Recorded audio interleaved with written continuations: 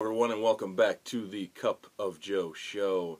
I'm Joe, that's Jeremy, and sorry about this white glare on the side of my face, but I'm actually Two-Face. I, you know, had an accident. Just coffee, though. Just, really hot coffee. It follows him everywhere he goes. Right, It's right. Not just, it's not a glare. Exactly. Yeah. We're throwing multiple theories out at the audience. What is he really? But anyway, we're here to talk about movies.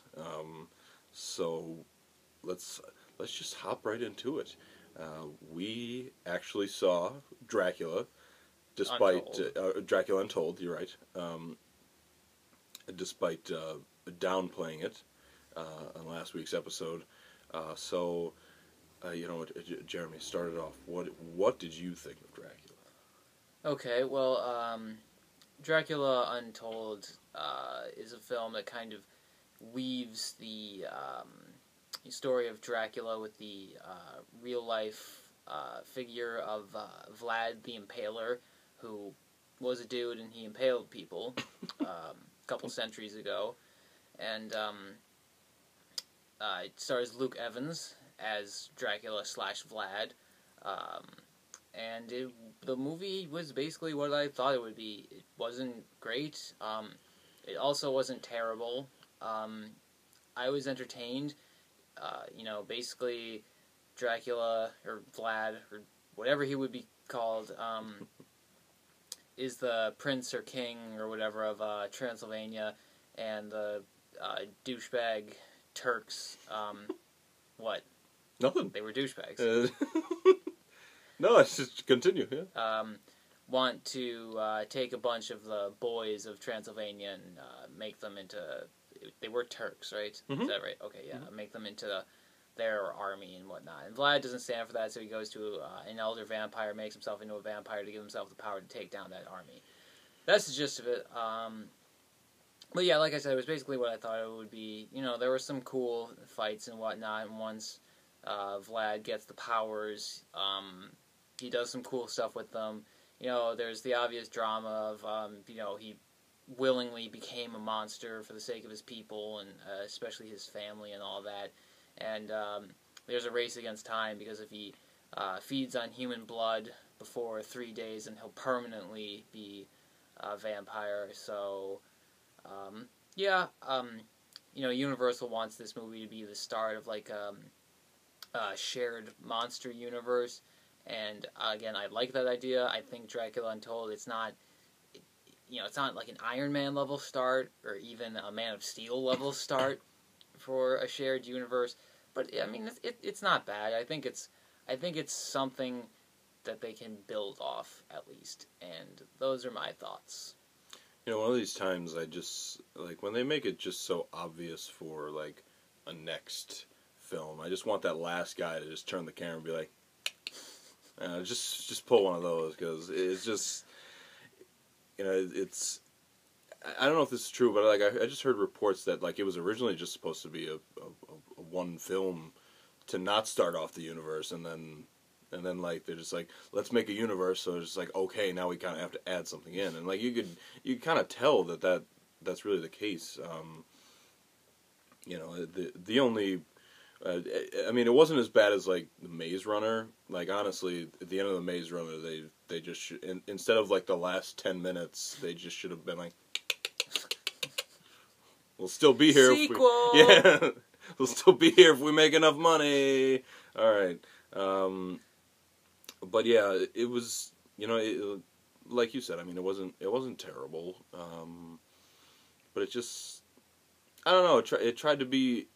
I felt like it just didn't find the right tone. It tried to be serious, but then like the action sequences were just absolutely ridiculous. So it just really didn't find the right tone between seriousness and ridiculousness for me. So I don't know, but it wasn't bad. It was entertaining. I think Luke Evans is very good. Don't bring your child to this film. Someone came in with, I'm going to say, 3 or 4 years old, with his 3 or 4-year-old daughter, could barely, like, walk up the steps to get to her seat. And the first scene is, like, Luke Evans kneeling in front of, like, hundreds of bodies, impaled, because he's Vlad the Impaler, on spears. Don't bring your children to this film. Don't bring like a 10-year-old. Yeah, don't even, exactly. So, I mean, I just wanted to get that out there. Maybe he's watching. You're a bad parent. You're a bad parent. Exactly. Oh man. So, but anyway, thoughts on the film? It's it was okay, but that it shouldn't be a start to a movie franchise. Let the games begin. Actually, I wish Bane actually came in and said, "Let the games begin," and pulled that move. But no, actually, the one guy I liked was I don't know his actual name, but he's Tywin Lannister in Game of Thrones. He is the guy that could let the games begin at the end, and he's the vampire in the cave. I thought he was very good, as he is pretty much in everything. So, but anyway, not great, but not terrible. Dracula Untold. I also don't know why the elder vampire dude, who's apparently from Game of Thrones, waited like 500 years for the games to begin. Because, well, okay, I kind of just spoiled it, but at the end of the movie it jumps forward to modern times. Good point. Yeah, so I mean, I guess they want to set the whole universe thing in modern times, but it kind of, like, why did he wait so long? That's very true. Maybe he's a very methodical planner. Yeah. And he just needed to plan everything out to the last detail. Or maybe he needed to wait for his wife to reincarnate. Could have been that. That's very true. I don't know. Now we're getting into deep spoiler territory here. My bad. Yeah. It's Dracula Untold. Yeah, I mean, come on. Exactly. Maybe he just needed to find the right suit. I don't know. That could be it too. The right tailing somebody's suit. So, all right. That's Dracula Untold. So now let's see how it fared at the box office, along with everything else. Yes. I said, let's see how it fared at the box office, along with everything else. Okay, well, last weekend we had a bunch of new openers, 4, in fact, and none of them were able to take the top spot. So, let's start with number 5. That was The Judge. That opened to $13.1 million. That's pretty disappointing, for the strong cast and everything, and the draw that is Robert Downey Jr.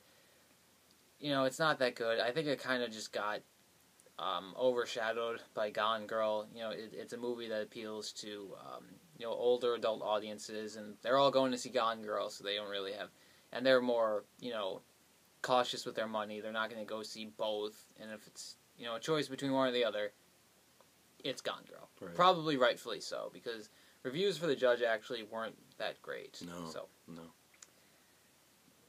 Yeah, at least there's always Avengers 2, so I don't think RDJ is going to be hurting. Oh, no, he's fine. No. That reminds me of some other news, but hopefully we can get to that later. We'll get to that later, absolutely. Okay, number 4, that was Annabelle, and that was down 57% to $15.9 million for a total of $61.7. I honestly expected this to fall more, like 65, maybe even 70%. So, for how kind of stupid it looked and how big it opened, that's really not a bad hold. At that point, it might actually be around long enough to benefit a little from Halloween, though, I mean, Ouija will, steal its thunder. And I think one good thing about the movie Ouija is it will help people finally learn how to spell the word Ouija, because it's really weird. But anyway, Annabelle's done very well. Number 3 was Alexander and the Terrible, Horrible, No Good, Very Bad Day. Well, I have it right here, so it's not like I remember. It just feels like an accomplishment, every time you get to the end. It does. That made $18.4 million. probably would have been like 21 million if the title wasn't so long. But that's a solid start. It's not anything spectacular, but again, the market is totally void of family movies, so there's a decent possibility it could have strong legs, end up with like 50 to 60 million, which would be a decent total. I'd say. Right. Our number 2 film was Dracula Untold, and that debuted to 23.5 million. That is a solid opening. It's far from a flop, like say I, Frankenstein, but it's not a true breakout success. Box Office Mojo tells me the production budget was 70 million, so yikes. It's gonna have to do pretty well overseas. It seems like an overseas kind of movie. I think Europe will eat it up, except Turkey.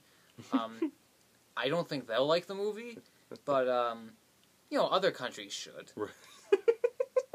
Absolutely. But yeah, not a bad start. Especially since the glowing, thing you've said about the Turks earlier in the show. But no, anyway. I apologize for my language there. No, it wasn't a big deal. It just came out of nowhere. It was funny. Okay. That's all. All right. Anyway, Dracula Untold could not unseat our number 1 film, which for the second weekend was Gone Girl. That fell just 30% to 26.4 million. Has a total of 77.9. That's a very good hold, and it makes me happy to see that because it was a very good movie. It's up almost to 80 million already. Based on its current trajectory, it could end up with like 140-ish million. It does face some direct competition from Fury this weekend, which Fury should definitely do better than The Judge. So it'll be interesting to see how it holds up there. And plus, last weekend was slightly inflated by Columbus Day. Not a big holiday, but, it makes a difference. And Sunday was definitely stronger than it would be ordinarily because people didn't have work and school and such on Monday. So, that makes a little bit of a difference. But anyway, you slice it, clearly people like Gone Girl, and I think it should have a bright future ahead. Right, definitely. Yeah, great numbers for Gone Girl. 2 quick thoughts that I don't know really have anything to do with the box office. Shoot. But okay, Dominic Cooper as the head Turk in Dracula Untold. Why?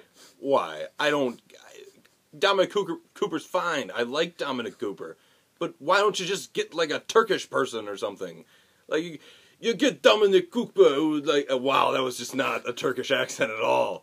But no, he's trying to do, like, an accent, and it's, like, sounds ridiculous. And he looks ridiculous. I'm sorry. But anyway, just get someone, like, seriously.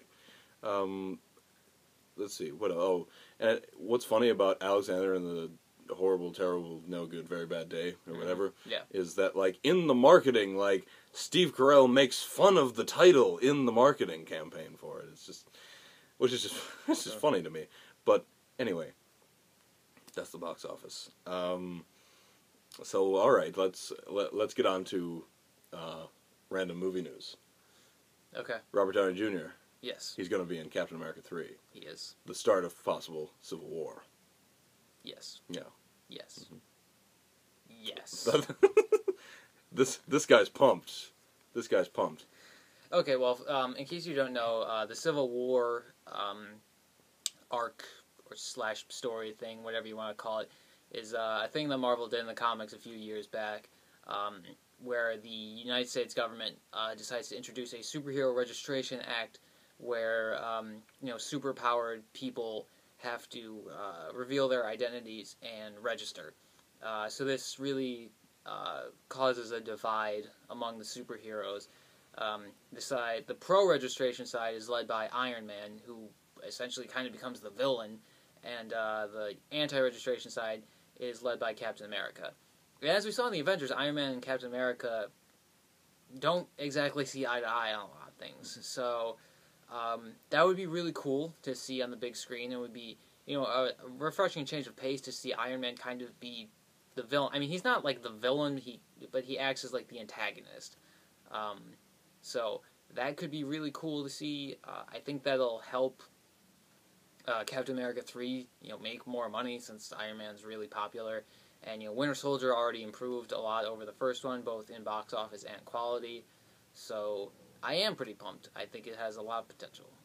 I'm just trying to figure out, if they're actually doing this because they're trying to compete with Batman versus Superman, which is going to come out a couple months before that. It's possible. So I don't know. It's definitely interesting. What's confusing to me is that everyone already knows all the superheroes. Iron Man said he's Iron Man. Yeah, Captain America is obviously Steve Rogers. People know that. Yeah. Thor is Thor. There's no. He doesn't have an alter ego.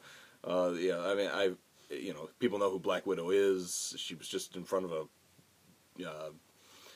hearing. She was just in a hearing or something or whatever at the end of Captain America. Yeah. So it's just. So I don't know, like, how you'd be like, you have to register now. Well, I think that they're going to... the thing about the Civil War thing in the comic books is that there were a bunch of other superheroes, like Spider-Man was pretty involved right. and everything, and he had a secret identity, so, they might have to introduce, other people. They are introducing Scarlet Witch and Quicksilver, so right. maybe they'll be involved with that. I don't know, but they're probably going to have to introduce more, like, superpowered people. And that begs the question, is Marvel trying to go after Spider-Man? Which there are rumors that is happening. I guess it raises questions. Do you keep Andrew Garfield in? They should. Yeah. It depends who's going to have control over it. It's Marvel's going to have control over his character. You're going to have to explain where he was during New York. And stuff, but that would be really cool if they could do that. And Sony not doing so well, maybe could benefit from it. So hey, we'll see what happens. But it's that's very, very interesting news coming out of the Marvel camp. Very exciting times in comic book movies. Absolutely, the competition is just so helping the comic book movie industry right now, and it's fantastic. The people who benefit is us. That's great to see. So very quickly, let's move on to this weekend's upcoming films. What's coming out besides Fury? Okay, well, we have The Book of Life, which right. is a weird-looking animated movie primarily about the Mexican Day of the Dead holiday, or La Dia del Muertos, or whatever, Muertes, whatever it would be. That was my attempt at a Spanish/Mexican accent. Better than my Dominic Cooper Turkish. I'll say. Anyway, I really don't expect much from this. I'd be shocked to see it open over 15 million. We also have The Best of Me, the latest Nicholas Sparks movie, and that'll probably do like 15 million. Just standard Nicholas Sparks kind of thing. It's the same as all his other movies, and 7% on Rotten Tomatoes. Let's just stop impressive. doing this. Stop going, people. So we could stop having these same movies. So anyway, Fury. Yes. Fury comes out. Just real quick, I'm a big World War II guy, so I was sold the minute I heard anything about this movie. I love Brad Pitt. I think he's one of the most underrated actors of our time. I really like Michael Pena. I like the guy that plays Shane. I don't know his name. Jon Bernthal. John, there you go. And I really like Logan Lerman, actually. So there's just a bunch of people. And Shia LaBeouf is there. He's there, yeah. So, I just really like the cast, and I really like the idea. I think it should be solid. Yeah, I agree. It's got decent, if unspectacular, reviews. But they're a lot better than The Judge. It's true. So it looks like a solid flick, pretty strong cast. World War II is pretty much always good. So, Fury should probably take number one for the weekend. I would say around 25 million. There's a possibility it could crack 30. Best job I ever had. That's it. So, anyway, that's our show. I hope you enjoyed. The Packers are playing the Panthers. Go Packers. Sorry, Zig, but go Packers. And the Eagles have a bye. Well, you're not going to lose. Congratulations. That's a plus. There'll be a sequel next week. See you guys.